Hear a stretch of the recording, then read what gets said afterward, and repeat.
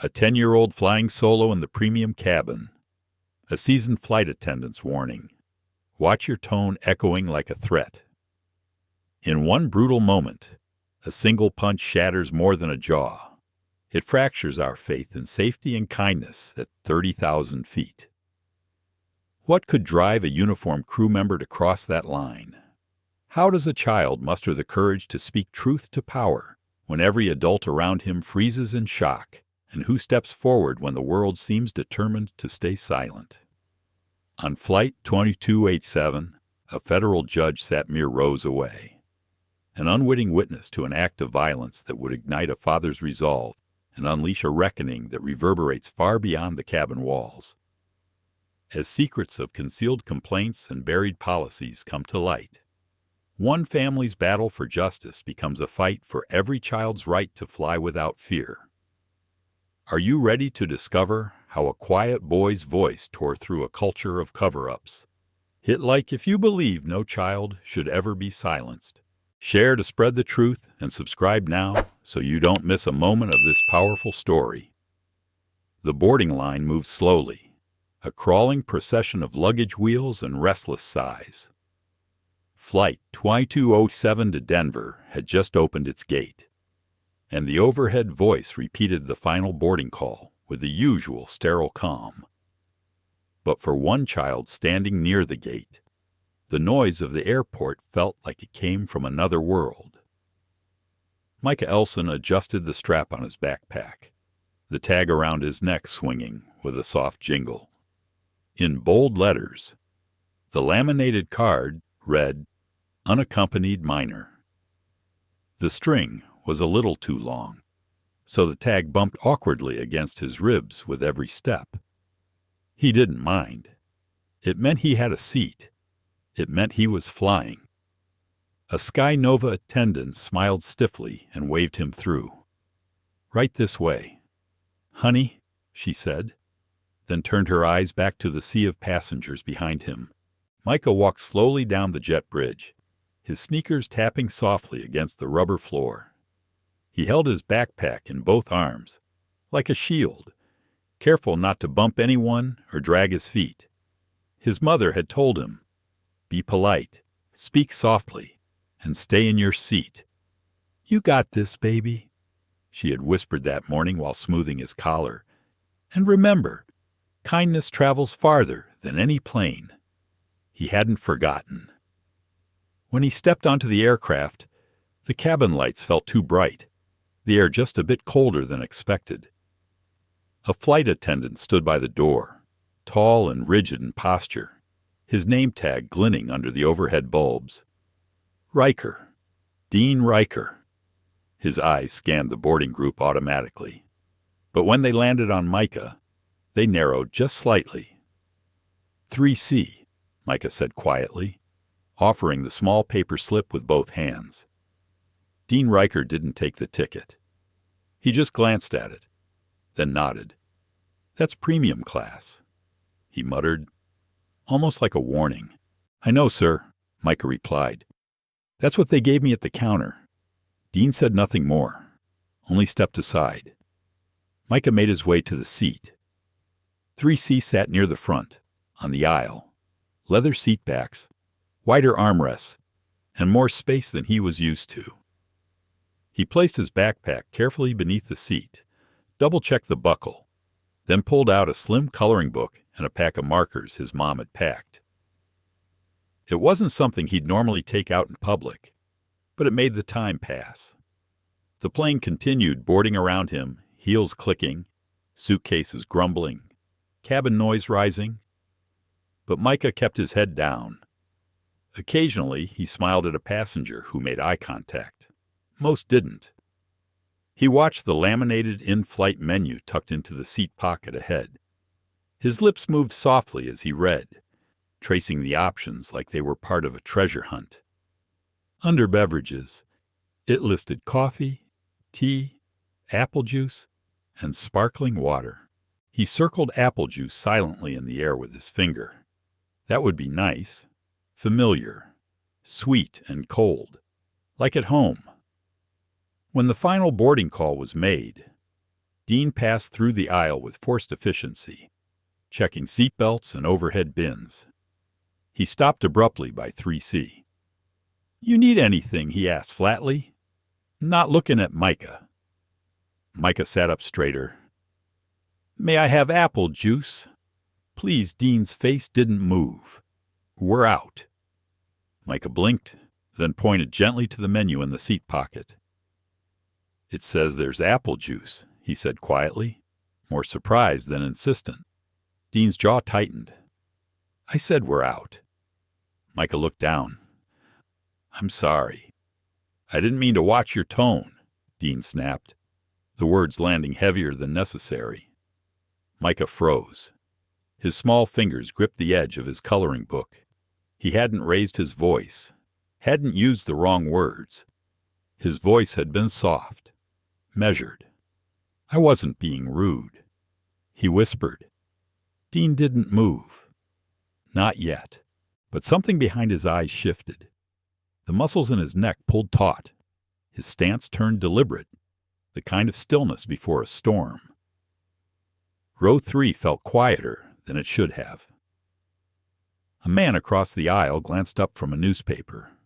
A teenage boy 2 rows back peered up from behind a pair of headphones, but no one spoke. Dean leaned closer than necessary. "You don't question crew," he said under his breath. "Not you." Micah nodded quickly, confused, afraid of doing more wrong by accident. He reached for his coloring book again, but his fingers trembled slightly. Across the aisle, in seat 1A. Judge Terrence Braxton turned the page on his tablet a little slower than before. His reading glasses slid slightly down his nose. He didn't speak, but he heard everything. The aircraft door sealed with a mechanical thunk. Engines began their subtle growl. A flight attendant gave the safety demonstration. Dean Riker didn't look at Micah again. Not yet. But the air around row 3 grew heavier. Micah stared out the window at the tarmac, pretending he didn't feel it, pretending he hadn't noticed the heat in the attendant's voice, the way no one else had been spoken to like that. He reminded himself what his mother had said. "Smile, say thank you, and stay quiet." But for the first time, Micah felt something tighten in his chest, because staying quiet didn't seem to be helping, and someone behind him was still watching. The cabin lights dimmed slightly as the plane taxied toward the runway. Outside, the tarmac stretched endlessly in pale gray. Inside, the hum of safety announcements buzzed through the intercom while seatbelts clicked into place. Micah sat still, his knees pressed together, arms folded around his coloring book like a lifeline.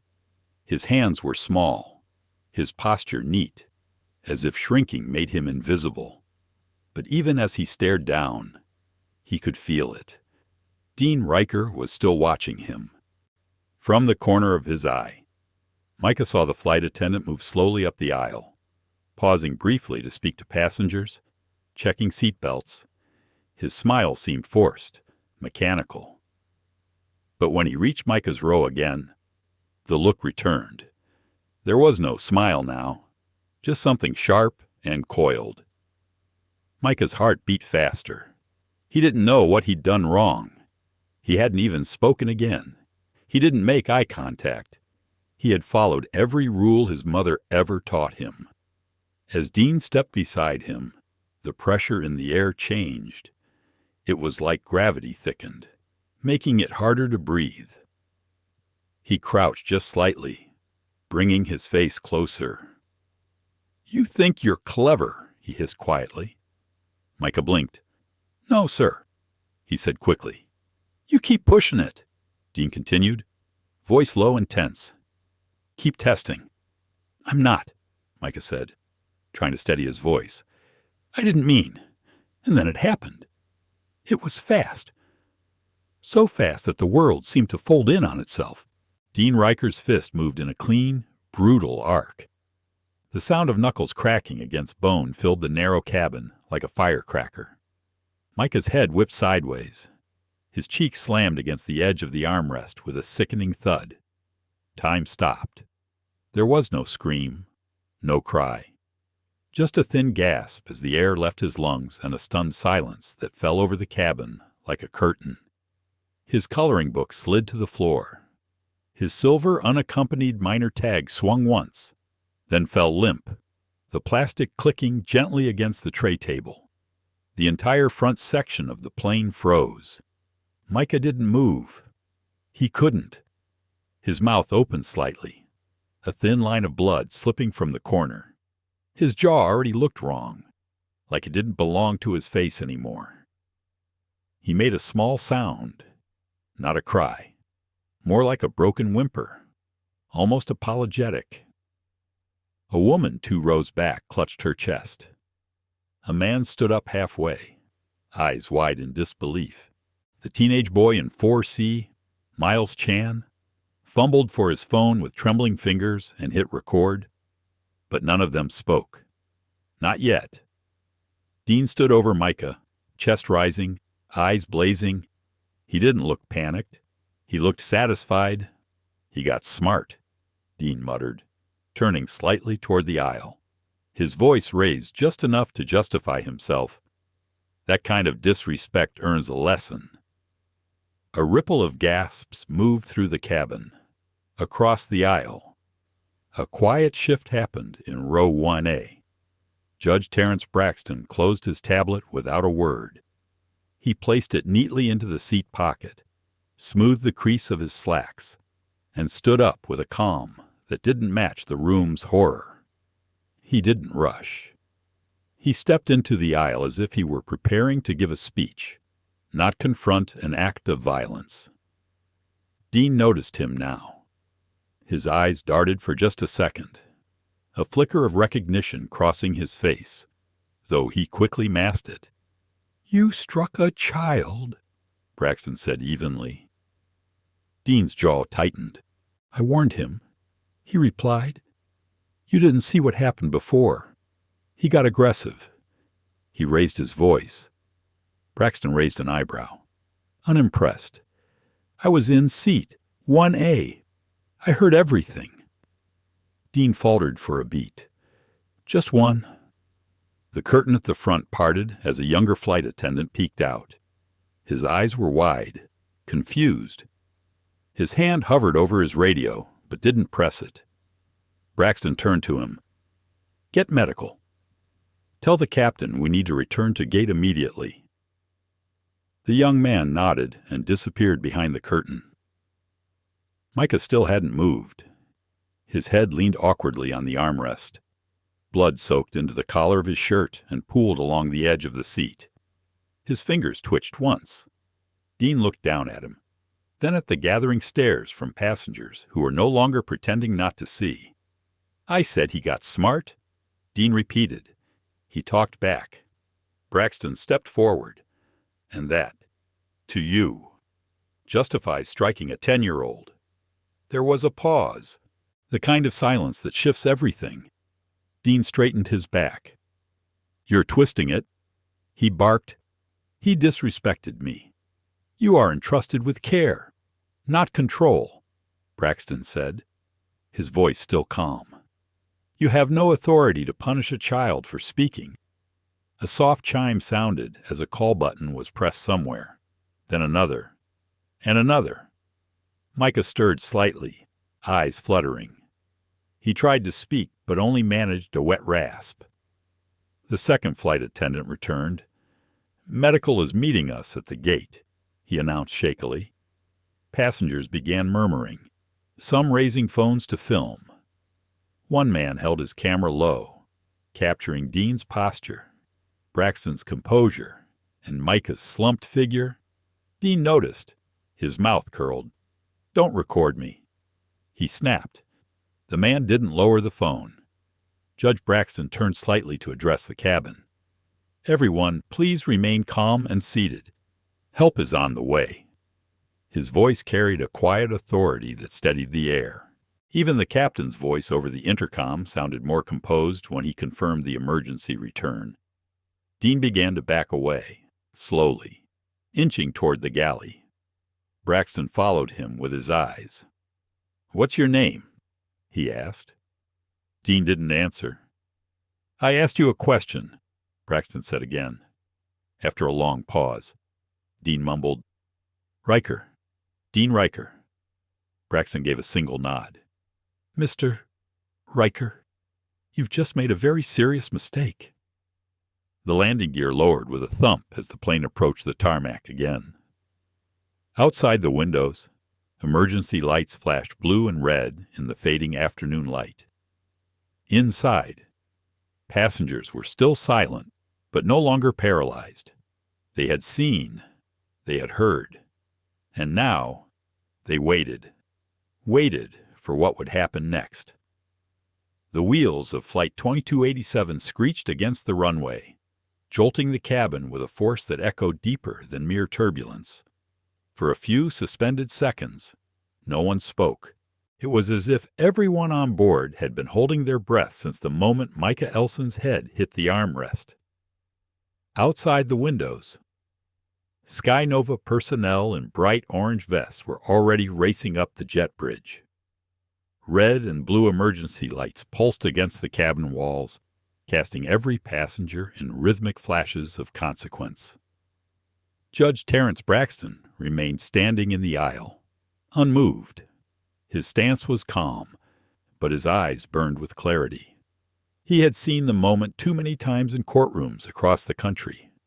It was the look of someone abusing power without expecting to be held accountable. Inside seat 3C. Micah lay sideways, half conscious, his face pale beneath the swelling. Blood had dried around his lips, and his bottom jaw hung askew.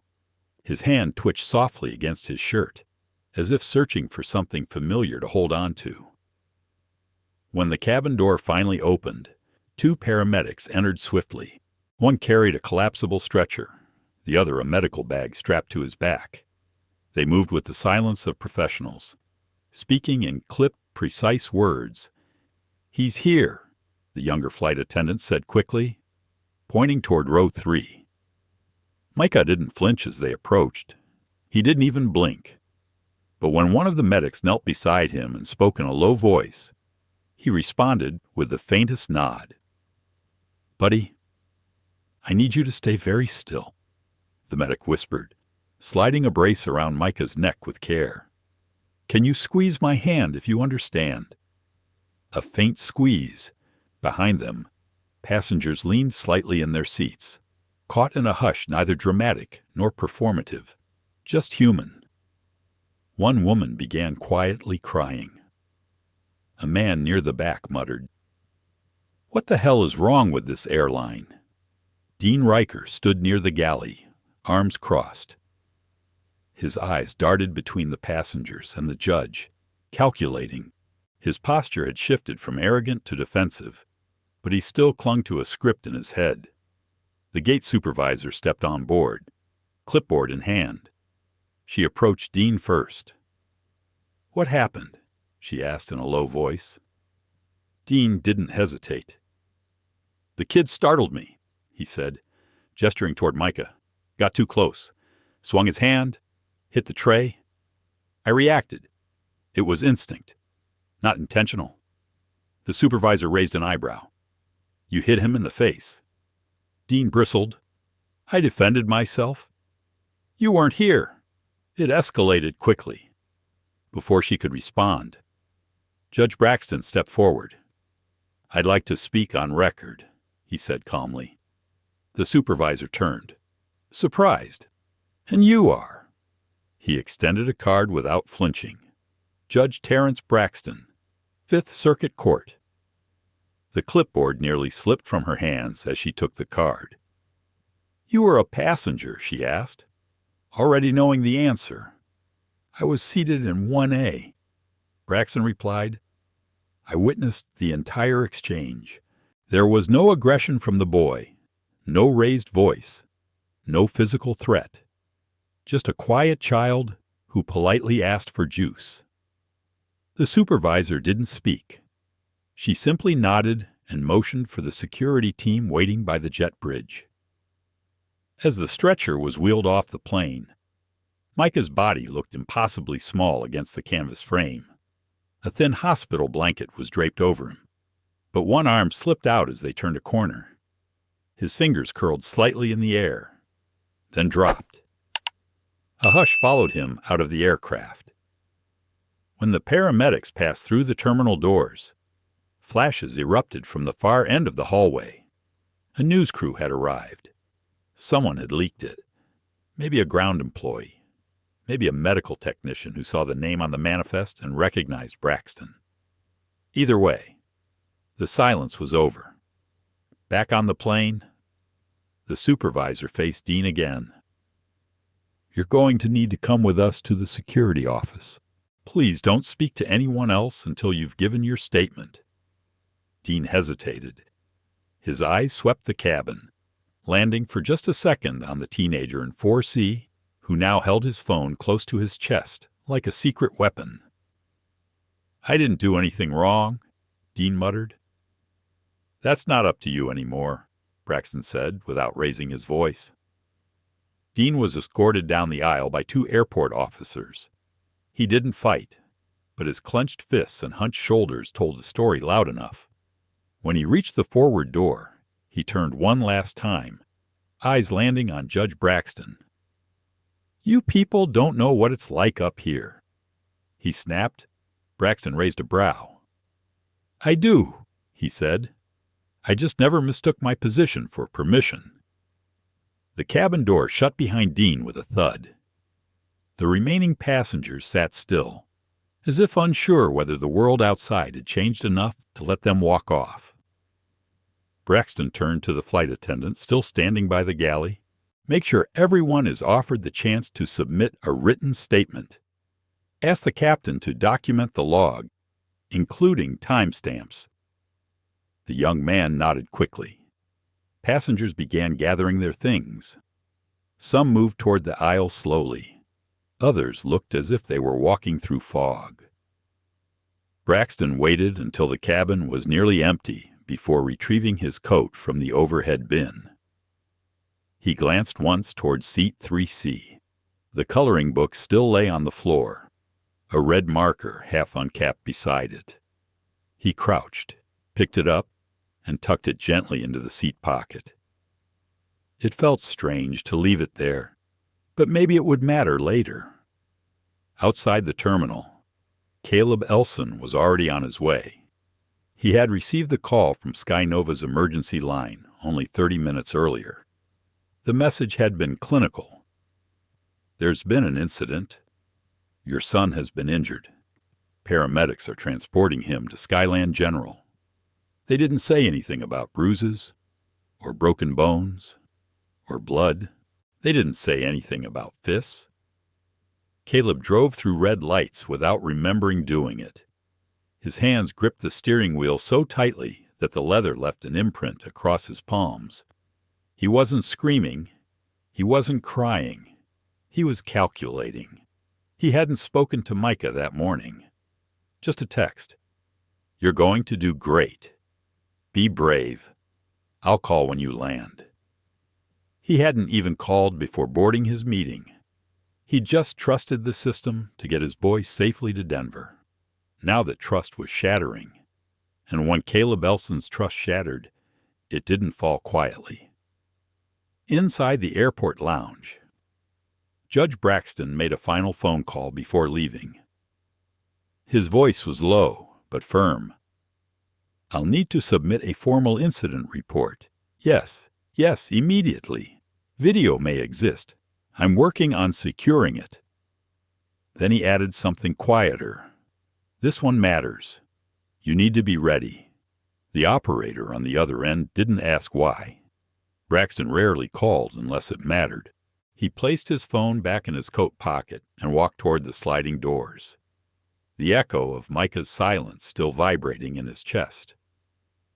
The double doors to the emergency wing burst open as Caleb Elson stepped inside, his eyes sweeping the fluorescent-lit corridor with a focus that was more instinct than thought.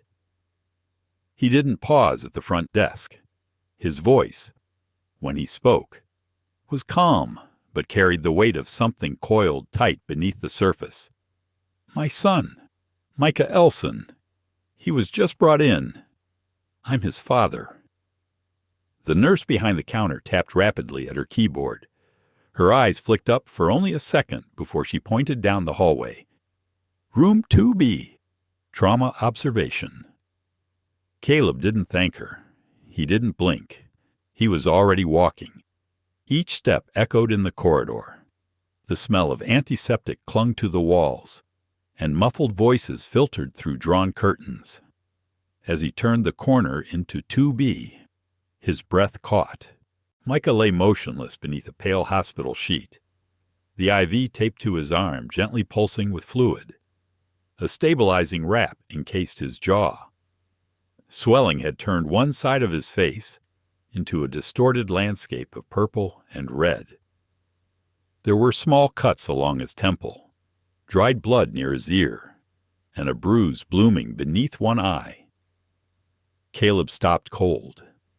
He didn't move for a long moment, didn't cry, didn't speak. His hands remained clenched at his sides, as though opening them would let something escape that he wasn't ready to release. A nurse stood at the foot of the bed, checking the vitals monitor. She looked up when she saw him. I'm his father," Caleb said softly. She nodded. "He hasn't been able to talk much. Jaw trauma, possibly fractured mandible. We've stabilized him for now, but he'll need imaging and monitoring. He's in pain, but he's resting."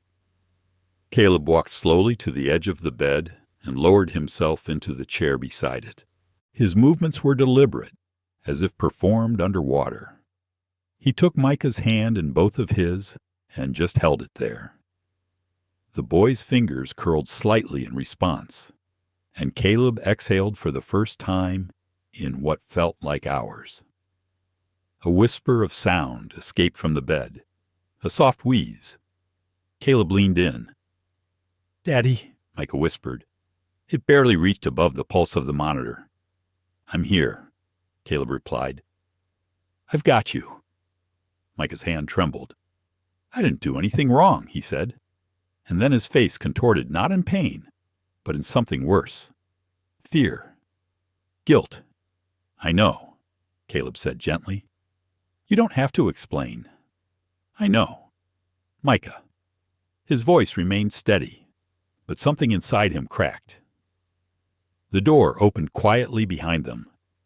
A woman in a navy blazer stepped in. Her ID badge read Nina Calloway, Sky Nova Liaison. She paused at the threshold when she saw the scene. Her voice, when it came, was practiced. "Mr. Elson, I'm Nina Calloway. I've been assigned to assist with next steps and medical logistics. I just want to assure you, don't," Caleb said without looking up. She blinked. "Sir, I just want to—" "I said don't," he repeated, turning slowly to face her. "My son is lying in that bed with a shattered face, and you came in here to deliver pre-written empathy. Whatever you're here to offer, I suggest you take it and leave." Nina hesitated. She had dealt with angry families before. But this wasn't rage. This wasn't a man losing control. This was control sharpened into a weapon. "Understood," she said quickly. "If you change your mind, I'll be right outside." When the door clicked shut, Caleb turned back to his son. His hand returned to Micah's, and he smoothed a curl from the boy's forehead. Micah's eyes had drifted shut again. Caleb whispered low, "I'm going to make sure they never touch another child like this again." Back at Sky Nova's Regional Operations Center, 2 floors above the terminal, the crisis team had already convened. A large monitor displayed a paused frame from the video taken by Miles Chan. It showed Dean Riker's arm mid-swing, Micah's face just beginning to recoil. A senior supervisor leaned forward, her voice tight. "We have a situation." The compliance officer beside her nodded grimly. "The judge's testimony is confirmed. Terrence Braxton, Fifth Circuit. He's already submitted a formal statement. Another exec swore under his breath. And we've got a video leak. It's spreading on private aviation forums. It's only a matter of time before mainstream media picks it up. The team fell silent. We can't defend this. The head of public relations said finally, "This isn't a misunderstanding. This is assault on a minor with witnesses and digital proof." "What about the crew?" someone asked. "Dean's been removed from active duty, but he's already filed an incident report blaming the child for being disruptive." There was a beat of silence. "Do we have anything in his file?" asked the compliance officer. A junior analyst typed quickly, then paused. "There's a record of 3 closed HR cases, but they're vague. One's a noise complaint, one lists verbal conflict with minor passenger, and the third was flagged for internal coaching. Any settlements?" "None documented. Buried," someone whispered. The room shifted again. This was no longer about Dean Riker. It was about everything they'd done to keep people like him in uniform. At the hospital. Caleb stepped into the hallway and dialed a number from memory. It rang twice. "This is Braxton." Caleb didn't bother with greetings. "I need a copy of the video. The full footage. The one recorded in 4C. Braxton's voice was quiet. "I have it. It's been submitted to authorities, but I can send you a copy. I want it. I've already filed my formal witness statement." "Good. Send me everything." "Caleb," Braxton said gently, "I know that look in your voice. Just remember, you're not at war. You're a father." "I'm both," Caleb replied, and they forgot that matters. He hung up. Later that night, in the quiet of the hospital room, Caleb sat by Micah's side again. The boy slept soundly now, his heartbeat strong and steady on the monitor. The tablet on Caleb's lap played the footage, over and over. The moment Micah looked up, the moment Dean's arm moved, the impact, the slump, the blood. Caleb watched it without blinking. Then he rewound it, watched it again. Each time the blow landed, his grip on the armrest tightened.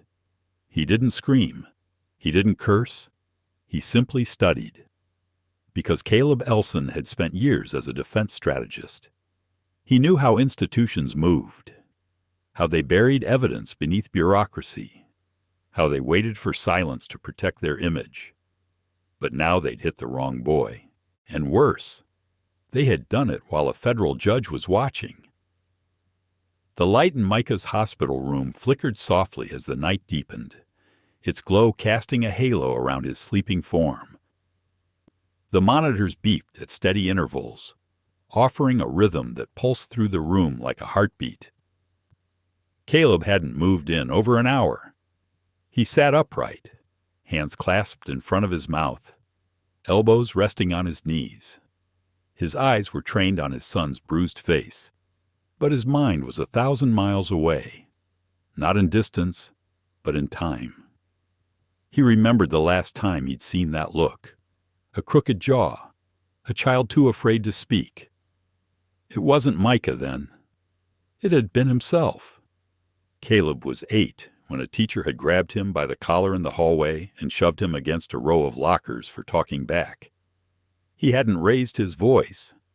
He had simply asked why his name wasn't on the group list. The slap that followed had sent him to the ground, dizzy and humiliated. His mother had marched into the school with fire in her voice, but nothing changed. The principal apologized. The teacher was reassigned. Caleb had been told to let it go. He never did. And now, watching his own son lying still with cotton tucked inside his mouth and bruises beneath his eye, something inside him clicked. Not rage, not yet. What filled him wasn't fire. It was ice. He reached into his coat pocket and retrieved the tablet again. He opened a private folder, one he hadn't used in years, labeled litigation templates. Inside it were files, old and updated, for class actions, settlements, motions to compel, emergency injunctions. This wasn't new terrain. Caleb Elson had built his career defending children's rights against public school systems that silenced abuse.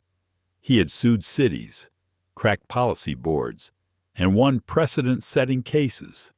Then, 5 years ago, he'd left it all behind. Micah had been born early, nearly lost in the second trimester. Caleb chose family over courtrooms. He chose peace, but peace had now been broken. His fingers moved quickly across the screen. He drafted notes, pulled templates, marked timestamps from Miles Chan's footage. Every movement was surgical, clean. Emotion was there, but not on the surface. On the surface, he was pure function. There was a knock at the door, not a nurse's tap, a measured knock. Caleb stood, rolled his shoulders, and opened it. Judge Braxton stood in the hallway, coat draped over one arm, a coffee in his hand. "I figured you'd be awake," he said quietly. Caleb stepped back to let him in. Braxton looked at Micah, then at the man beside him. "I gave my full statement to the DOJ," he said. "They'll be investigating, but you already knew that." "I did," Caleb replied. "I also spoke to airport security," Braxton added. "Turns out Dean Riker's been on their radar for over a year. Complaints from black passengers. Nothing escalated before, but now those records matter." Caleb nodded. Braxton studied him for a moment. "You're building something," he said softly. "I can see it. What's your move?" Caleb took a moment before answering. "They want to handle this internally. Offer settlement money, a scripted apology, suspend the employee, then move on. It's what they always do." Braxton waited. "But not this time," Caleb said. "This time, they chose the wrong child, in the wrong seat, with the wrong father. You're going public. I'm going systemic." Braxton gave a slow nod of approval. "I'll support however I can," he said. "I'll need your affidavit, every detail. It's already in motion." Caleb's gaze returned to his son. "I won't let this end with Dean. That culture didn't begin with him. It was allowed, protected." He paused. "And they think I'll take a check and a private settlement because they assume I want it to go away." Braxton watched him carefully. "But they don't know who you used to be," he said. Caleb finally allowed himself a breath of bitter amusement. "No," he said, "they don't." Later that morning, while Micah slept under the watchful eyes of rotating nurses, Caleb stepped into the waiting area and placed a call. "Charlie, it's me." On the other end, Charles Benton, a former litigation partner, exhaled slowly. "Damn. I saw the video an hour ago. I was hoping it wasn't your boy. It's him. Tell me what you need. I need the firm. Quietly. I'll fund it myself if I have to. You still have equity. No need. What are we doing? Settlement press pressure. No. I'm going to take their policy apart. I want every training manual, every complaint log. I want to subpoena internal communications going back 5 years. I want their insurer to panic." "Understood," Charlie said without missing a beat. "I'm filing suit by Friday. We'll draft the demand tonight. I'm naming the airline, the attendant, the supervisors who signed off on prior complaints. I'm also naming the contracting company if that man was third-party hired." Charlie's voice was measured now. "Do you want to go federal out the gate?" "Yes. You're ready for this. I've been ready for this since I was 8 years old." Back at the hospital, Micah stirred as the nurse adjusted his IV. "You awake, baby?" she whispered. Micah nodded slowly. "Can I have some water?" he asked. voice muffled by the swelling. She handed him a straw and gently guided it toward his lips. "You're doing great, sweetheart," she said. "Your dad hasn't left your side." Micah blinked. "Is he mad at me?" "No, love," she said. "He's mad for you." She didn't explain what that meant. She didn't need to. In the Sky Nova executive offices, a small group gathered around a polished table, their general counsel paced, holding a printout of an email thread that had just leaked. One former employee had posted on a private forum, anonymously, stating that Dean Riker's temper had been discussed multiple times during flight staff meetings.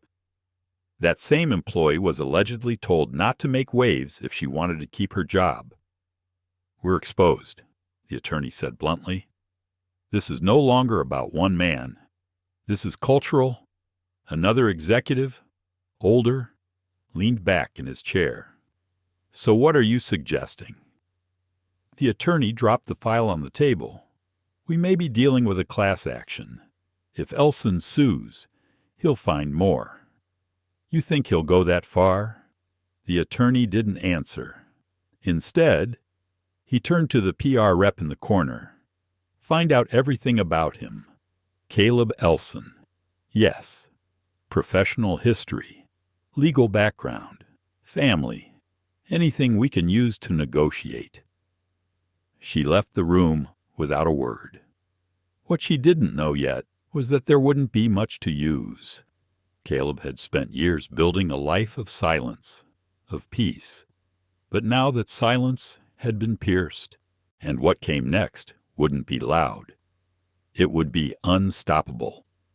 The press conference was called for 10:00 a.m. sharp.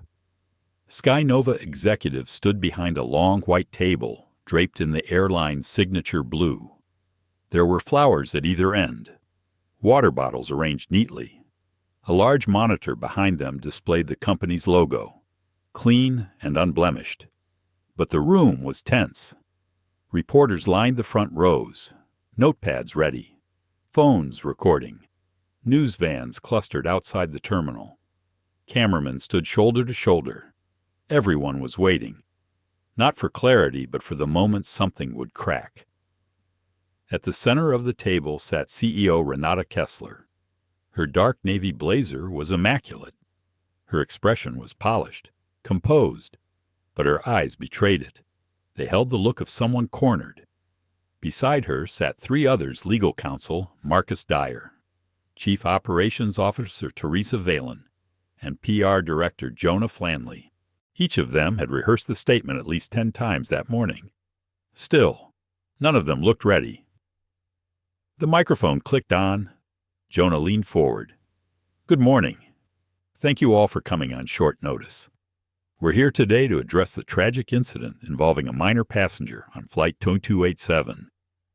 As many of you know, a video has surfaced showing a member of our cabin crew engaging in what appears to be inappropriate physical contact with a child.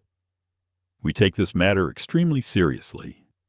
There was no emotion in his tone. "We want to be clear, Sky Nova does not condone violence of any kind. We are cooperating with the relevant authorities. An internal review is underway, and the employee in question has been placed on indefinite leave." A murmur rippled through the room. Renata took the microphone next. "Our hearts go out to the young passenger and his family. We deeply regret the distress caused. We are actively reaching out to them to offer support. As a mother myself, I cannot imagine the pain they're feeling." The words were right. The delivery was not. A reporter from Channel 8 News raised her hand. "Is it true the child suffered a fractured jaw?" "We cannot disclose medical specifics due to privacy laws," Renata replied smoothly.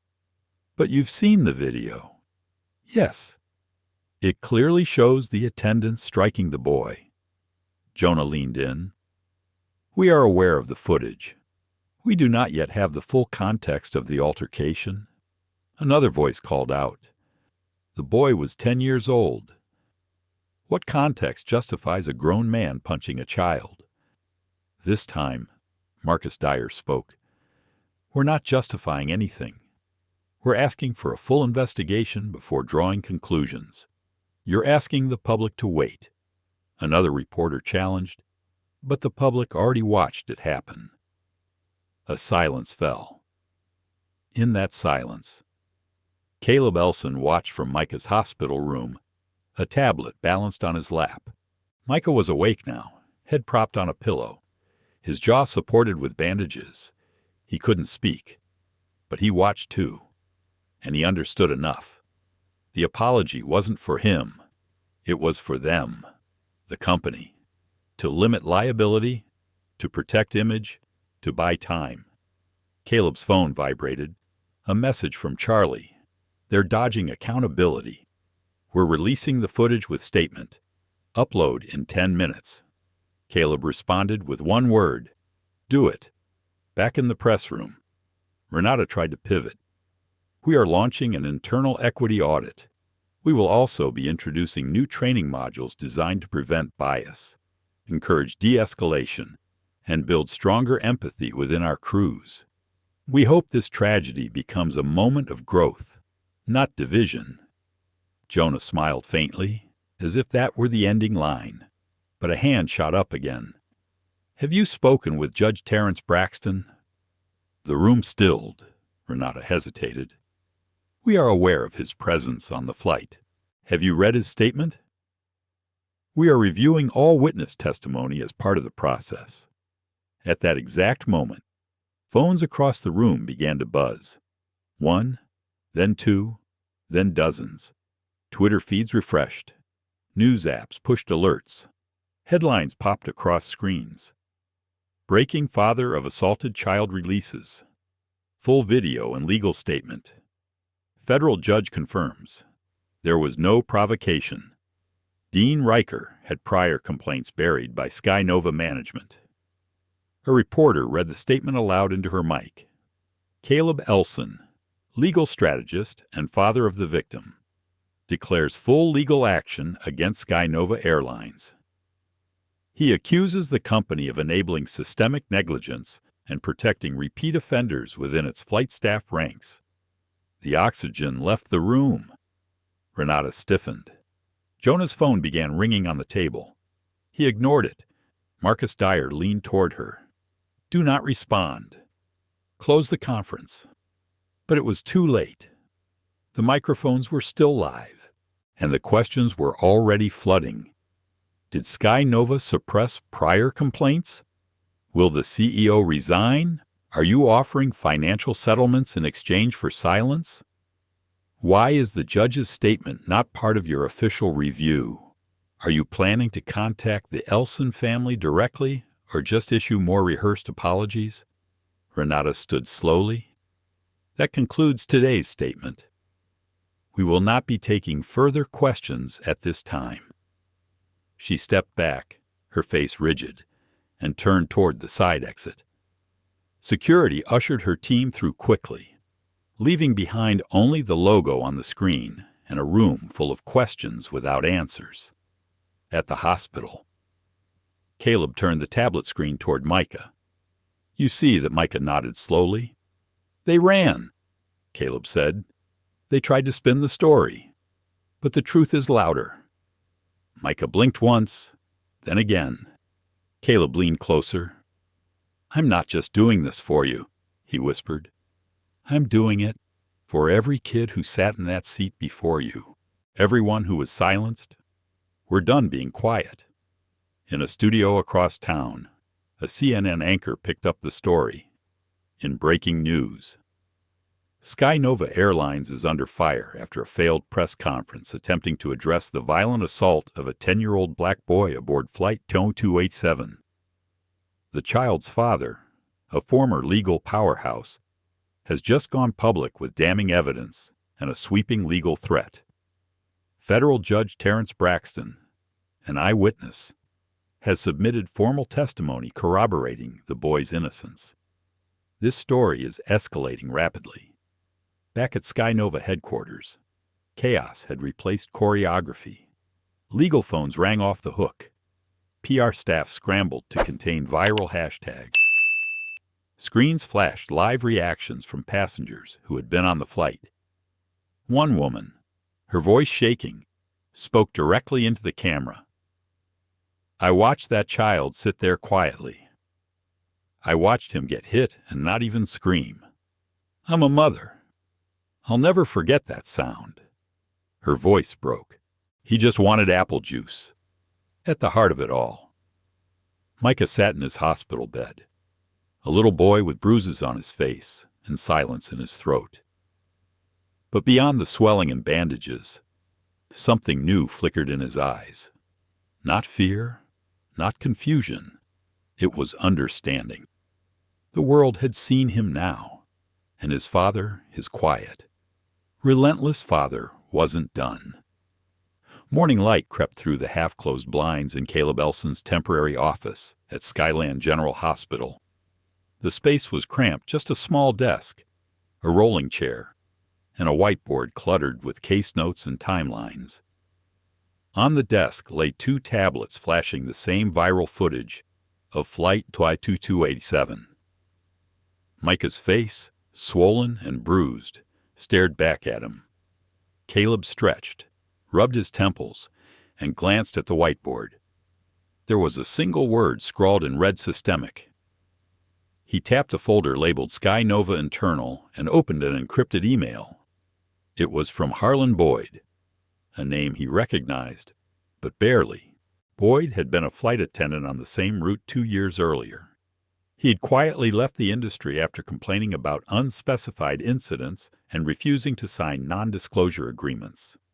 His reputation was murky at best, an insider who had tried to speak up and been shut down. Caleb opened the attachment. It was a scanned PDF of an internal policy manual. Page 42, Section 3.4.2. Sensitive Passenger Complaints. Escalation Procedures. Beneath the heading, dozens of bullet points instructed crew to file non-binding reports, redirect complainants to customer service, and close minor incidents without formal investigation upon supervisor approval. The manual glowingly praised efficiency and customer satisfaction over procedural red tape. He scrolled further. Several redacted lines. Then, a handwritten annotation in the margin. Ensure no negative PR engineers remove evidence post 7 days. His breath caught. Someone had literally written "remove evidence." Caleb leaned back, fists clenched. The ice inside him was now a glacier. A quiet knock on the door made him jump. It was Nina Calloway, Sky Nova's hospital liaison. She held a cup of coffee and a tablet. "Mr. Elson? I didn't want to disturb you," she said softly. "Harlan Boyd asked me to pass along this statement." She handed him the tablet. It opened to a video file, on screen. Harlan Boyd sat on a folding chair in a dimly lit room. His face was tired, lined with guilt. "My name is Harlan Boyd. I was a flight attendant for Sky Nova from 2018 to 2022. I'm coming forward because I refuse to stay silent." He paused, glancing down. 2 years ago, I reported an incident almost identical to Micah's. A 9-year-old boy asked for extra legroom. The attendant slammed the boy against the seat in front of him. It wasn't officially recorded. Management told me to let it go. Then they changed the report to passenger uncooperative. I refused. So they reassigned me. Harlan swallowed. I didn't want to get anyone hurt, but I couldn't be complicit. I kept the internal documents. I've sent you everything I have. Please use it to stop them.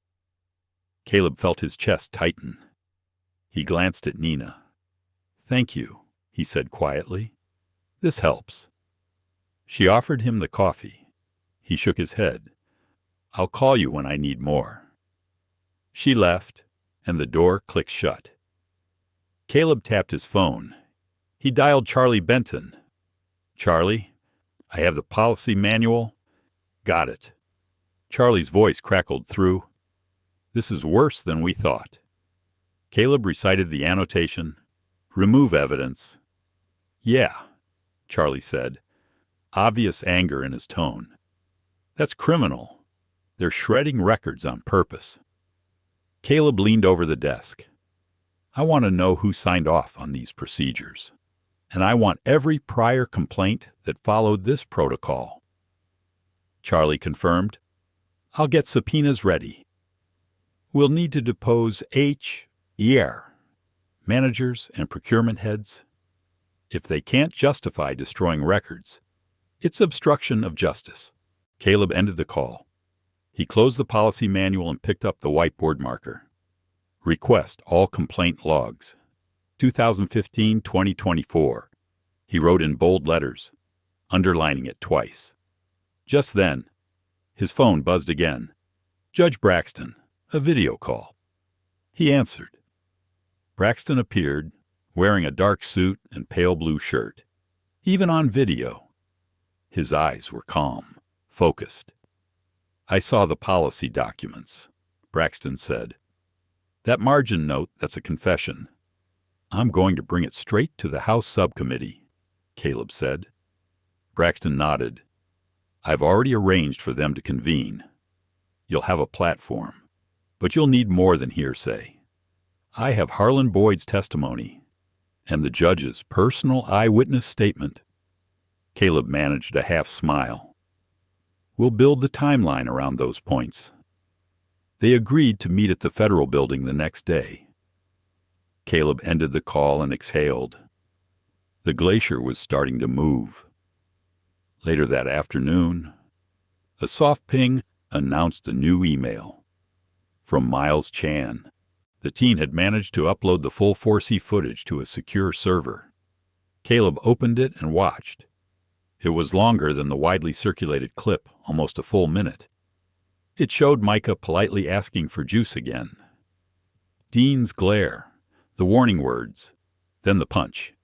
But after that, it recorded passengers reacting, murmuring, and other crew members glancing over. Half a dozen faces, each one a potential witness. Caleb made notes. He labeled each face by row and seat. Potential witness to be Ms.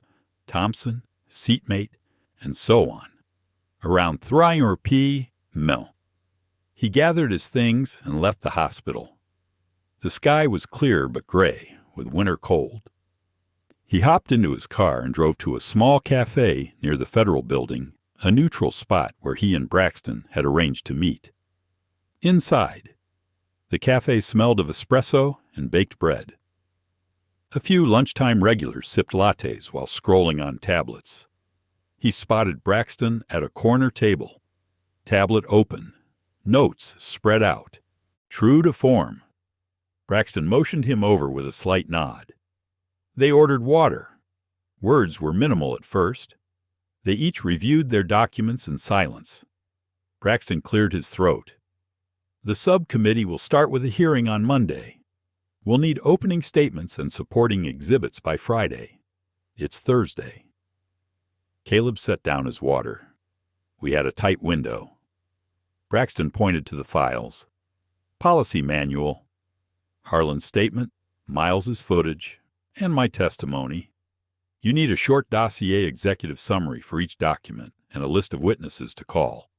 Caleb nodded, turning to his own folder. He flipped to a typed page, Sky Nova Flight Safety Ethics Internal Complaint Review, 2015-2024. He sighed.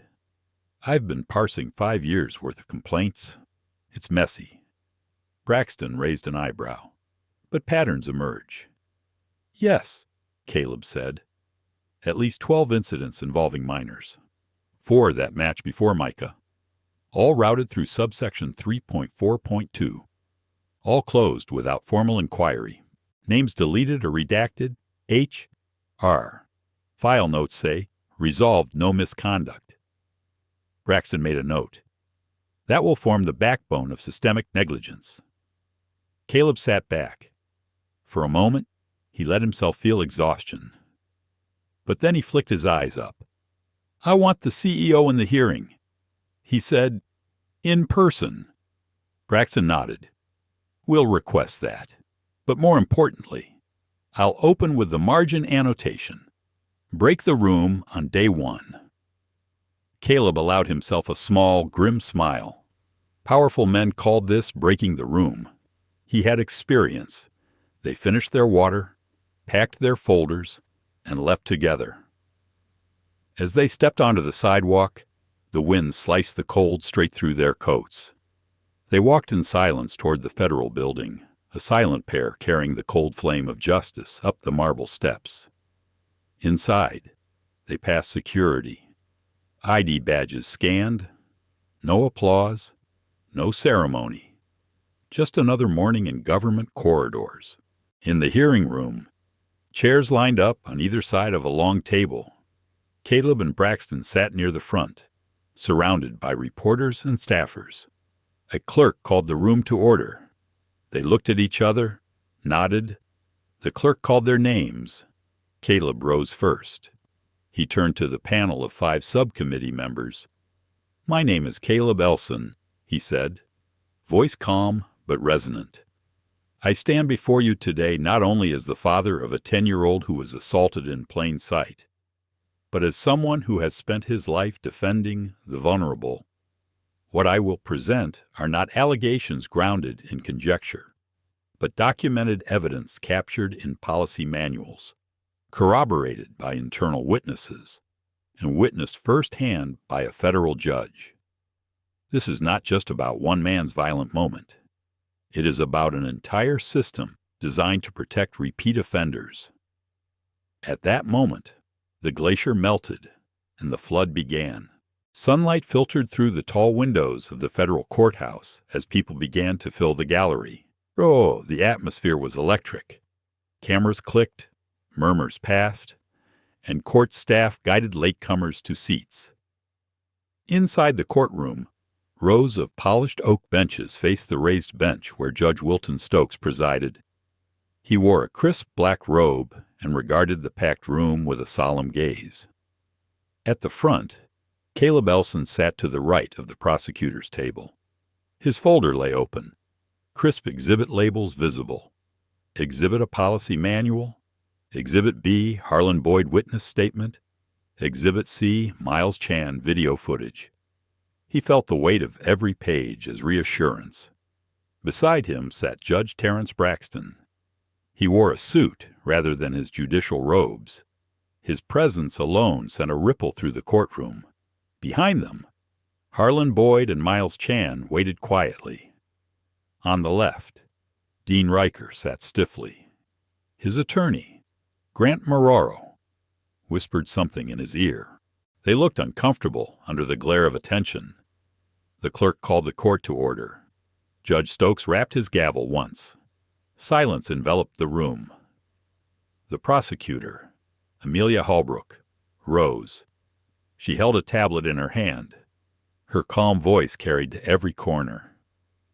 "Your Honor, members of the jury, we are here to prove that the defendant, Dean Riker, assaulted a 10-year-old child, not once but repeatedly, that this offense was neither isolated nor accidental, and that Sky Nova Airlines bore responsibility for fostering a culture that allowed such violence to occur. We will present evidence demonstrating systemic negligence, corroborated by policy documents, eyewitness testimony, expert analysis, and the child's own unwavering courage." She paused, allowing the words to settle. "We begin with video evidence." She tapped the tablet. The large monitor behind her lit up with the footage from Seat 4C, first the wide shot, then slowed motion, Micah's polite request for apple juice, Dean's sharp glare, the blow that broke the boy's jaw, the cabin's stunned reaction. Gas echoed. Some jurors leaned forward. Amelia tapped again. The screen switched to the Internal Policy Manual, page 42, section 3.4.2. The highlighted margin note glowed in red. Section 3.4.2 authorized crew to file non-binding reports of passenger complaints and close incidents without formal investigation. The margin annotation directs staff to remove negative feedback to avoid public relations issues. One juror nodded slowly. Amelia turned to face the jury. These policies created an environment where repeat offenders were protected. Dean Riker struck Micah Elson because he knew he could. That knowledge was written into the rules. She returned to her seat. Caleb glanced at Braxton. The judge gave a small nod. Grant Maroro rose for the defense. He straightened his tie and faced the jury. Ladies and gentlemen, no one here condones violence against a child. My client, Dean Riker, has expressed regret for his actions. But the question is intent. Was this assault premeditated, or was it a panicked response to perceived threat? We will show that the defendant acted out of startled reflex and genuine confusion over the child's behavior. We will call an expert in human behavior and body language who will testify that Mr. Riker's reaction was involuntary. He sat. Murmurs rippled. Amelia stood for her first witness. The prosecution calls Dr. Leonard Bryce. From the front row, a tall man in a dark suit approached the witness stand. He was in his mid-50s, silver-rimmed glasses perched on his nose. Dr. Bryce's posture was confident. He adjusted the microphone and cleared his throat. Prosecutor Holbrook began. Dr. Bryce, you are a behavioral analyst specializing in human movement. I am, he replied smoothly. You have reviewed the footage of Flight 2287 multiple times, he said, from various angles. When you watched Dean Riker's actions, what did you observe? Dr. Bryce folded his hands. In the moments before the punch, I observed anticipatory aggression rather than startled response. His shoulders shifted forward, his weight transferred, and his right hand formed a fist well before contact. These micro-movements indicate intent. He paused. Preliminary startle reflex would involve rapid flinching backward, not forward motion toward a target. Some jurors exchanged glances. Holbrook pressed on. So you conclude this was not a reflexive action, but a deliberate escalation? Yes. Thank you, Dr. Bryce. The defense attorney, Grant Maroro, rose for cross-examination. Dr. Bryce, you base your conclusion on visual markers, microshifts in weight, shoulder alignment. Is it possible these observations are subject to interpretation? Dr. Bryce tilted his head. All expert testimony involves some interpretation. But these markers are widely accepted in behavioral analysis. Maroro nodded to himself. No further questions. He sat. The gallery scribbled notes. Next. Amelia called Miles Chan to the stand. The teenager walked briskly, phone still in his pocket. He looked nervous but determined. The clerk swore him in. Miles Chan, you recorded the incident I did. Did you edit the clip shown here? No. I uploaded the full recording. He described how he sat in 4C, how he held his phone low to avoid detection. He explained what he saw Micah politely asking for juice, the attendant's glare, then the punch. He made clear that no sudden movement by Micah could have justified the force used. His testimony was brief but powerful. The jury listened, rapt. Next, Amelia called Judge Braxton. He stood and walked to the stand, calm and measured. Judge Braxton, you witnessed the assault from seat 1A. What did you hear? He described hearing no provocation, no raised voice. He recounted Dean's words. Watch your tone and your answer. He testified that Dean's fist connected long after he had realized Micah did nothing threatening. His presence carried weight beyond the words. Some jurors sat straighter. Grant Maroro attempted to undermine the judge's memory, asking about distance and ambient noise. Braxton held firm. His voice was unwavering. Then Amelia asked for the final witness of the day, Caleb Elson. He rose, moving with calm authority. His suit was tailored, his expression composed. He approached the stand and looked at the jury. Mr. Elson, you have studied the airline's internal policies, I have, he said. You discovered procedural directives that prioritized reputation management over passenger safety. He clicked open his folder. The jury viewed in large print of the margin note, ensure no negative PR. This directive encouraged the deletion of evidence and silencing of complainants. It is a roadmap for disregard. He then described Harlan Boyd's testimony from his hospital office. He outlined the 4 prior incidents, all minors, all closed without inquiry. The jury absorbed the systematic pattern. They leaned forward as he concluded, "This is not about one bad apple. It is about a rotten orchard." He sat. Amelia nodded in thanks. Judge Stokes consulted his notes. "We will adjourn until tomorrow morning at 9. Please remember not to discuss this case among yourselves. Court is in recess." The gavel fell. As the room emptied, Caleb and Braxton lingered. Braxton placed a hand on his shoulder. "Strong showing," he said quietly. Caleb nodded. "The real test begins in closing arguments." Outside, reporters crowded around the courthouse steps. Cameras flashed as Grant Marrero and Dean Riker emerged. Grant offered a terse statement about due process. Dean refused to speak. Across the street, Caleb joined Braxton under a canopy of stone columns. A CNN reporter approached. "Mr. Elson, have you achieved justice today?" He considered the question. "Not yet, but every truth we've brought forward will lead to accountability." He turned away, walking back into the lobby with Braxton at his side. The seeds planted in that courtroom would grow. The orchard could not be ignored forever. The courtroom fell into a heavy hush as Micah Elson's wheelchair was guided into the center aisle. Cameras clicked softly in the back, but the jury didn't look at them. They watched the small figure before them, perched beneath the bright lights as if on a stage designed for courage. Caleb Elson rose and approached his son. He lowered himself to one knee, gently straightened Micah's blanket, and brushed a stray curl from the boy's forehead.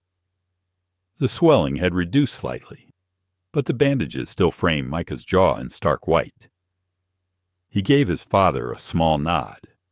Caleb whispered, "You ready?" Micah blinked once, then again. He nodded. The bailiff guided them to the witness box.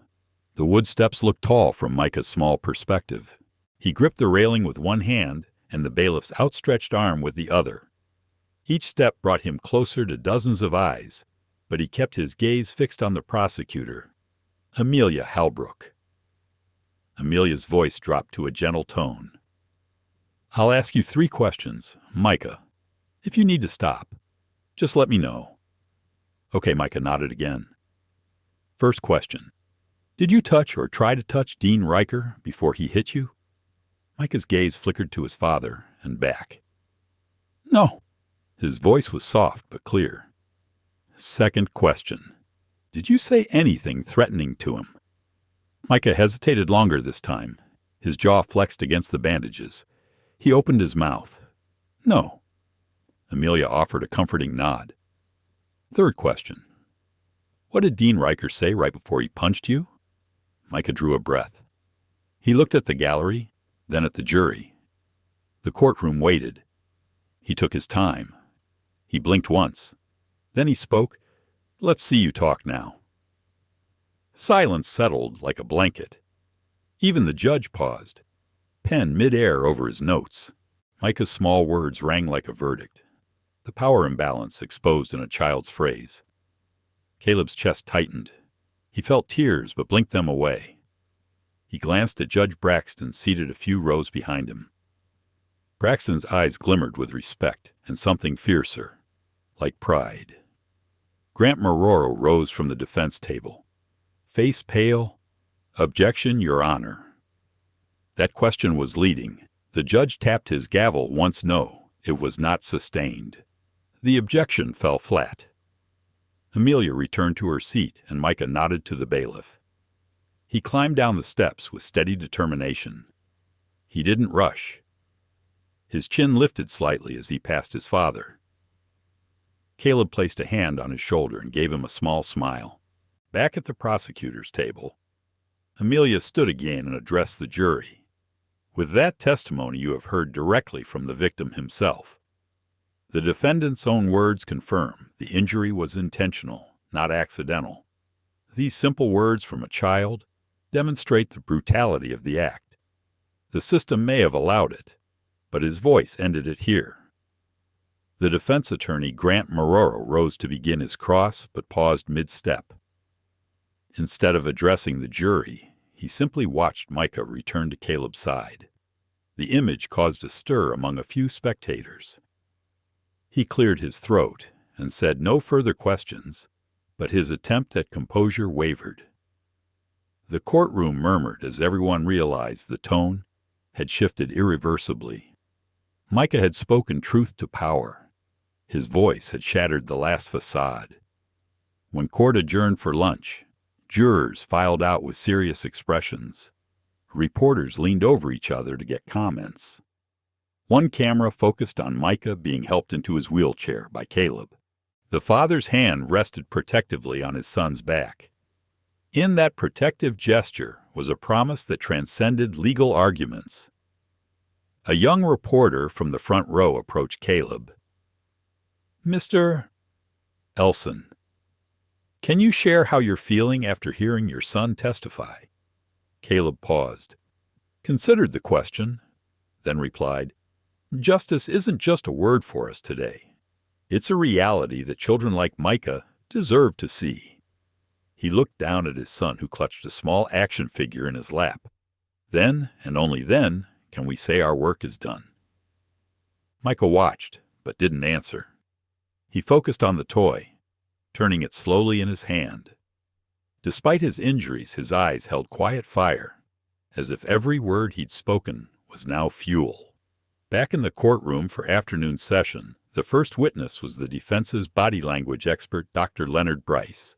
His tone tried to be neutral. He said reflex actions can resemble premeditated movements. The jury leaned forward, unconvinced Amelia had prepared for this moment.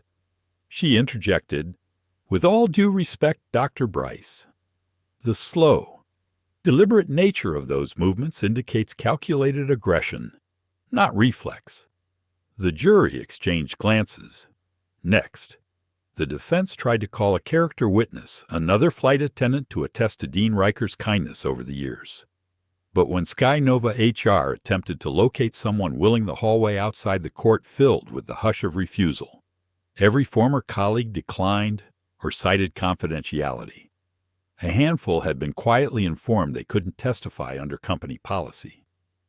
Amelia seized on that moment. They hide behind NDAs, but those who knew him best will not speak for him. That alone speaks volumes about the culture. By late afternoon, the mood in the courtroom had shifted decisively. Even Grant Marrero looked as if he'd lost his footing. He whispered frantically to Dean, who shook his head and stared at the floor. Judge Stokes called for closing statements in the morning. Today the evidence was sealed. Tomorrow they would argue the law. As the jury was let out, Amelia turned to Caleb, whispered everything went well. He gave her a brief nod. "Thank you." She smiled back and left. Judge Braxton hovered near the exit. He caught Caleb's eye. "Good job," he said quietly. The ice in Caleb thawed into acknowledgement. "Thanks," he replied. "I couldn't have done it without you." Outside the courtroom steps, reporters clamored for quotes. Caleb and Braxton walked down together under towering columns. The wind carried the sound of sirens and murmurs like distant thunder.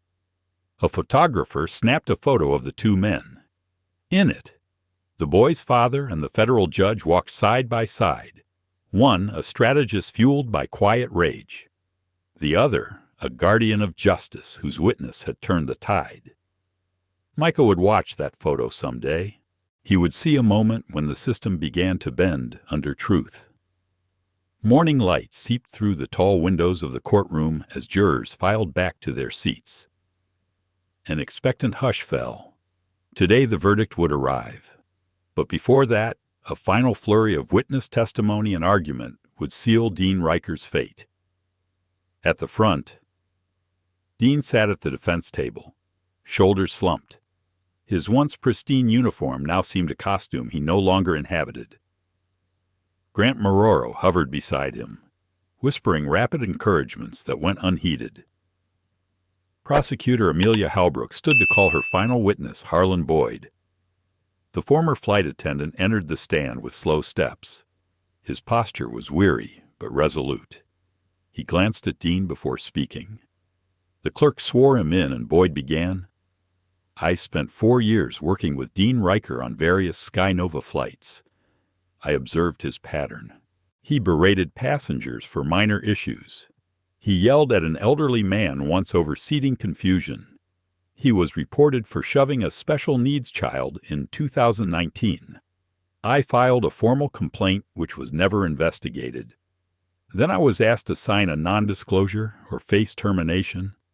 I refused, so they reassigned me off the 2287 route.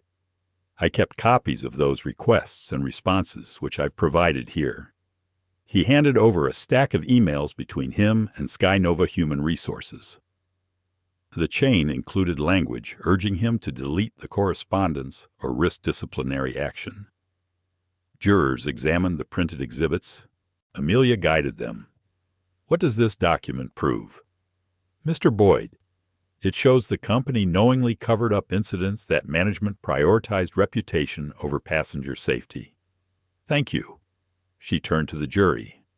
These reports show a clear pattern of unchecked abuse. Now that they are exposed, you can see Dean Riker was never an isolated case. Boyd stepped down, and Grant Marrero rose for his cross-examination. His voice was measured. Mr. Boyd, you left voluntarily false. You were reassigned after refusing the NDA, that is forced consent. Mr. Boyd took notes but declined to challenge further. Amelia resumed her seat and turned to Judge Stokes. Your Honor, the prosecution rests. As evidence shows, Dean Riker's actions were intentional, supported by company policy, and part of a repeated pattern. Grant Marrero stood for the defense's final witness. He called a human resources manager from SkyNova, Susan Fletcher, to the stand. She arrived in a crisp suit clutching a notebook. The clerk administered the oath. Marrero began. Ms. Fletcher, you supervise complaint files for SkyNova. Yes, Marrero. Did you ever delete or direct deletion of serious incidents? No, we followed standard procedure of escalating to senior management, Marrero. But standard procedure allowed these matters to be closed without investigation. Yes. If management approved, yes, Marrero. Did you ever review Dean Riker's file? I did, yes. How many formal investigations resulted? 0, none. Marrero, nothing further. The room shifted as Fletcher returned to her seat. The defense rested without calling Dean Riker to testify. He sat motionless as Grant Marrero shook his head slightly. Amelia rose for her closing argument. She quietly surveyed the courtroom, then addressed the jury. Jurors, you heard from a federal judge and eyewitness to the assault. You saw video footage you learned from a flight attendant who sacrificed his career to speak truth. You reviewed a policy manual instructing concealment of incidents, and a human resources manager confirming those policies were enacted. All proof converges. One man abused his power repeatedly. His employer protected him until a child broke his silence. You must hold him accountable. She sat, and Grant Marrero stood for his closing. His tone was reverent. Ladies and gentlemen, the law requires proof beyond a reasonable doubt. The evidence suggests a tragic mistake, an overreaction to perceived threat, Dr. Bryce testified, to startle response. The defendant acted instinctively. He did not intend to harm. A single punch is not chronic violence. Consider context and give him the benefit of doubt. He paced slowly. The prosecution paints a systemic failure. But we cannot convict a man for every administrative shortcoming of Sky Nova. We must focus on the individual act. The jurors listened without reaction. Maroro sat, and Judge Stokes rose for his instructions to the jury. His voice steady, members of the jury. You will deliberate on the charge of aggravated assault of a minor and obstruction of justice. Each element requires your unanimous decision. You may now retire to consider your verdict. The bailiff led the jury into the deliberation room. A hush fell over the courtroom. Guests whispered. Cameras shifted focus. Dean Riker looked at Grant Maroro and said nothing. Minutes stretched into tension. Caleb sat beside Micah in the gallery. Micah watched the door with wide eyes. His small hand gripped Caleb's coat. At last the jury filed back. Their expressions were somber. The judge asked, "Has the jury reached unanimous verdicts?" For a person? "Yes, Your Honor." The verdicts are read by the clerk. On charge 1, aggravated assault of a minor, we find the defendant guilty. On charge 2, obstruction of justice, we find the defendant guilty. A hush as the words landed. Dean's face drained color. Grant Maroro closed his eyes briefly. Chick of pens across notebooks signified reporters capturing every moment. Judge Stokes turned to Dean Riker. "Mr. Riker, you have been found guilty of aggravated assault of a minor and obstruction of justice. Sentencing will occur in 2 weeks." The gavel struck. Court was adjourned. Caleb and Micah rose. Eyes locked on Dean. They watched him rise, escorted out by marshals. Dean's shoulders were rigid. His gaze flicked toward Micah for a moment, then dropped. Outside on the steps, reporters yelled questions. Dean offered no words. He was led down the stairs and into a waiting vehicle. Caleb and Micah made their way down a side corridor. Amelia Hallbrook approached Caleb. "Congratulations," he said softly. "Thank you," he replied. "We only did half the work." She nodded. "I'll see you at sentencing." "Yes," he said. Judge Braxton appeared at the hallway entrance. He smiled at Caleb. "A job well done." Caleb said, "Thank you, Judge." "You gave this case its turning point." Braxton nodded. "And your son gave it its voice." Caleb glanced back toward the empty courtroom, then down at Micah, whose face was bruised but radiant with resolve. "This isn't the end," Micah said softly. "I know, son," Caleb said softly. "Let's go home." They exited into the bright afternoon as news helicopters roared overhead. There would be more work ahead, but in this moment, one man had faced justice, and a system began to reckon with its failures. The morning after Dean Riker's conviction, the halls of Sky Nova headquarters were thick with tension. Emails scrolled across executive inboxes like a digital Tide News clips of the verdict. Opinion pieces lambasting the airline's culture. Internal Slack threads buzzing with panic. At 9:00 a.m. sharp, a federal subcommittee on airline safety convened in Washington, D.C., summoning Sky Nova's leadership alongside Caleb Elson and Judge Terrence Braxton. The room was stark long mahogany table, bright overhead lights, placards numbering each seat.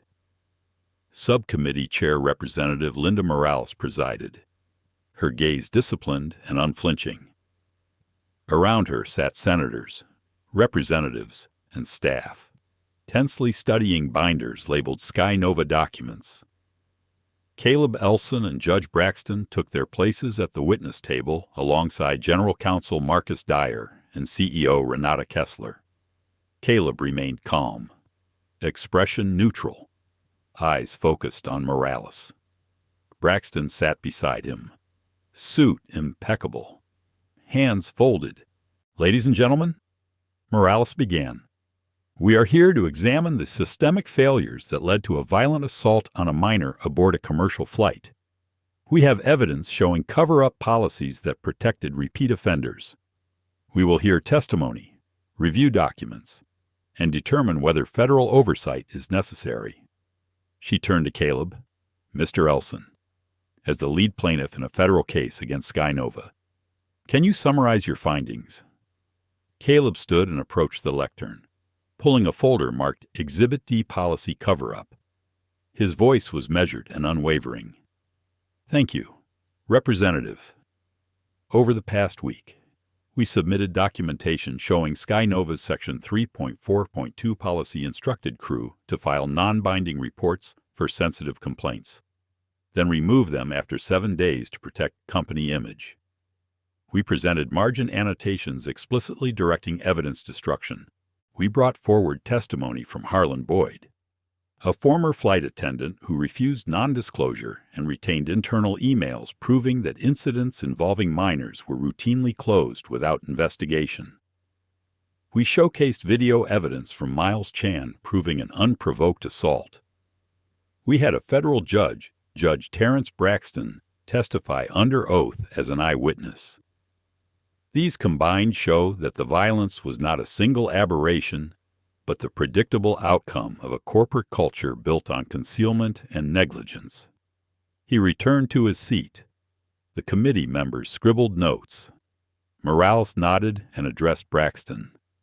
Judge Braxton, you witnessed the assault. What made you come forward? Braxton rose, voice calm.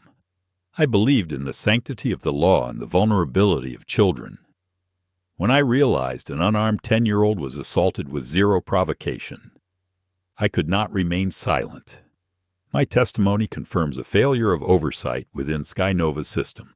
Morales turned to CEO Renata Kessler.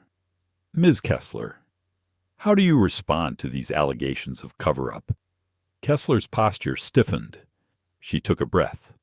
Representative, Skynova deeply regrets the incident. We have launched internal reviews and are cooperating fully with authorities. We acknowledge past deficiencies and are implementing new de-escalation training, updated complaint protocol, and enhanced reporting transparency. A junior staffer passed her a note. She glanced at it, eyes darting. Morales interjected. You speak of cooperation, yet evidence shows records were intentionally destroyed. Can you guarantee all past incidents have been unearthed? Kessler hesitated. We are conducting audits, but I cannot speak to every historical record in detail. Morales pressed on. Then may we assume the potential exists for other unreported cases? Kessler cleared her throat. We believe our current measures minimize such risk. A murmur rose. Morales shook her head. Minimization is not enough. She turned to Marcus Dyer. General Counsel, why was Section 3.4.2 written to remove records after 7 days? Dyer swallowed.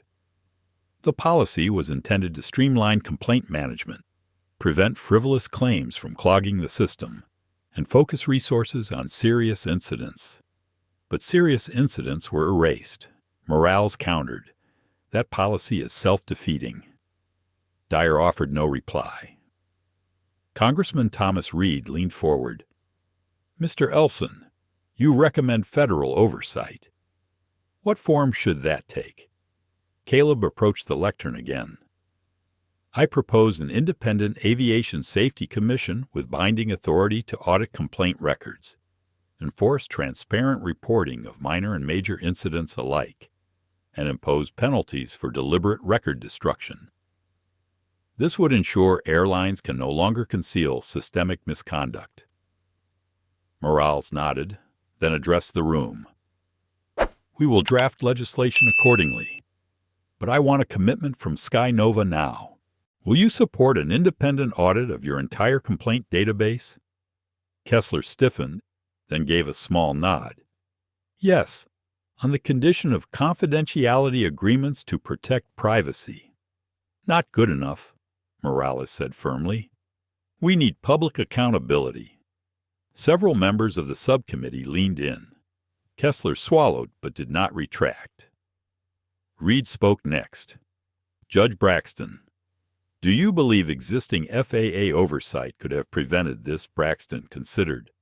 Possibly, If the FAA had access to unredacted complaint data, but the data never reached the FAA because of internal policies like 3.4.2. The problem lies with corporate gatekeeping, not just regulatory reach. A reporter's pen scratched on paper as the testimony continued into afternoon. Witness after witness described minor incidents involving senior crew, all quietly dismissed. SkyNova executives offered corporate speak apologies, but each was overshadowed by internal emails detailing escalations blocked by higher-ups.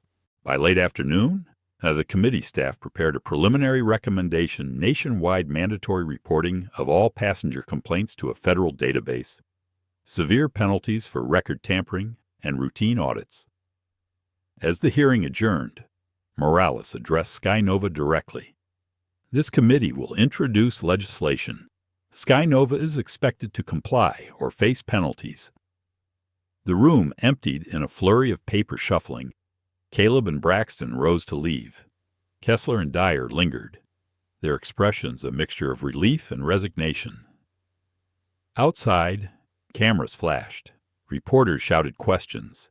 Caleb and Braxton stepped onto the steps together. A journalist called out Mr. Elson. "Is this the end of the fight?" He looked up at Micah sitting nearby in a wheelchair, his eyes fading tired but brighter than before. "It's only the beginning," Caleb said. "We held a man accountable. Now we're holding a system to account." Judge Braxton placed a hand on his shoulder. "Well said." Caleb glanced at the courthouse behind them. "We've given every child a voice." And with that, they turned toward the future, knowing their victory was not just a conviction, but a promise of lasting change. The sun dipped low over Skyland City as Caleb Elson and Micah stepped off the curb outside Skyland International Airport. The winter chill had softened into an early spring breeze.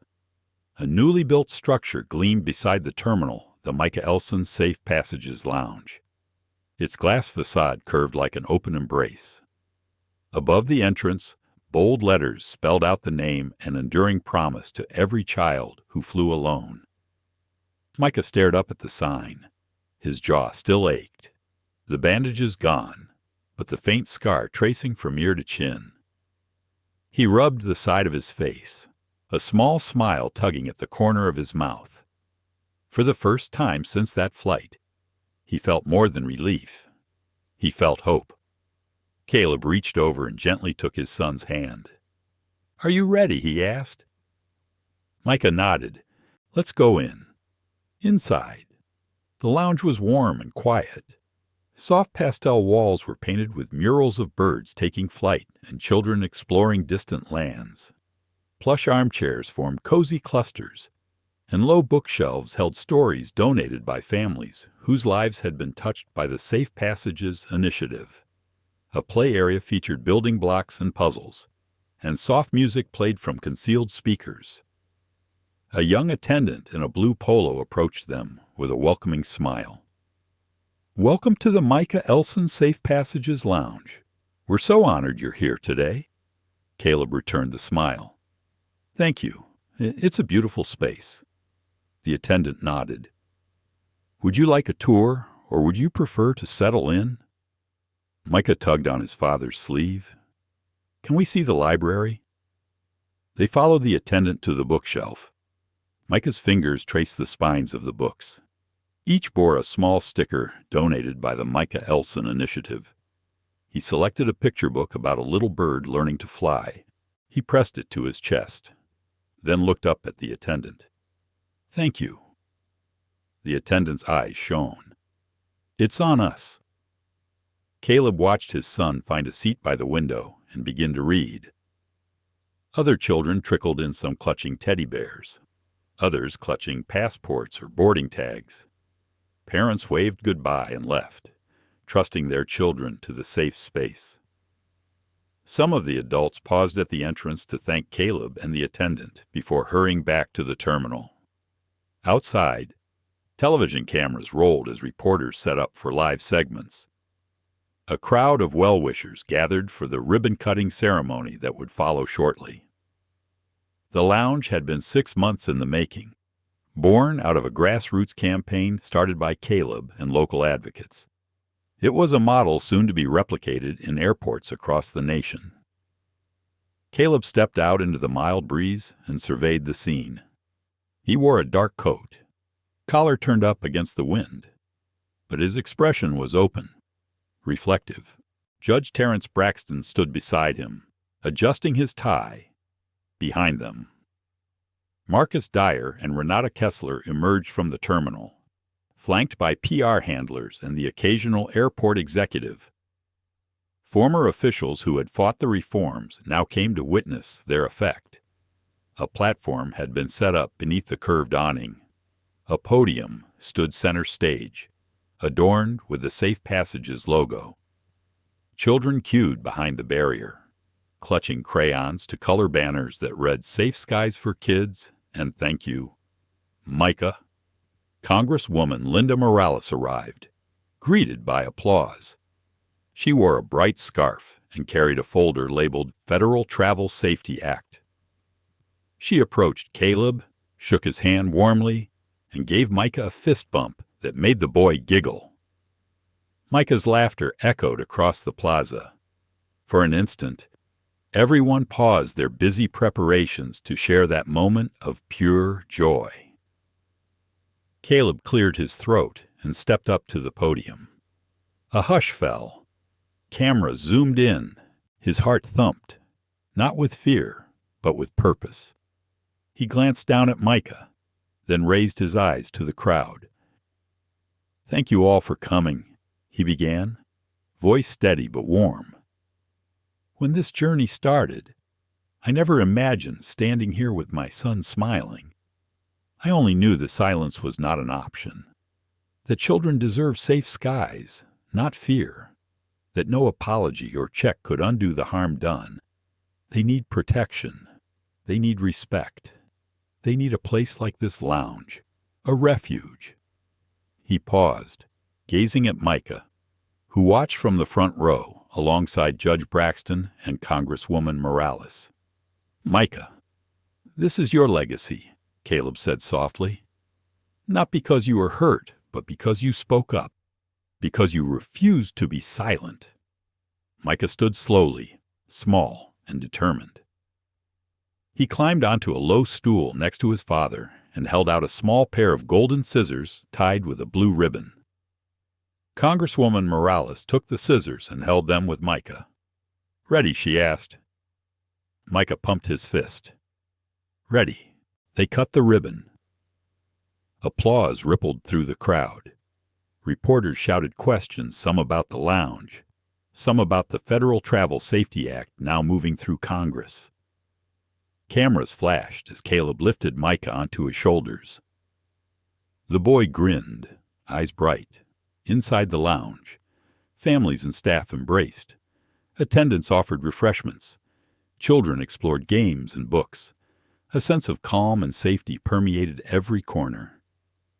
After the ceremony, Caleb and Judge Braxton sat at a small cafe table inside the lounge cafe area. Steam rose from 2 cups of coffee. Micah played nearby with a group of children, his laughter now a gentle melody. Braxton sipped his coffee. "You've done more than create a lounge." Caleb nodded. "We've given these kids a voice and a haven." Braxton pointed at the children, "and a seat at the table." Caleb looked out at the bright murals and the busy children. "I hope this is the first of many." Braxton smiled. "It will be."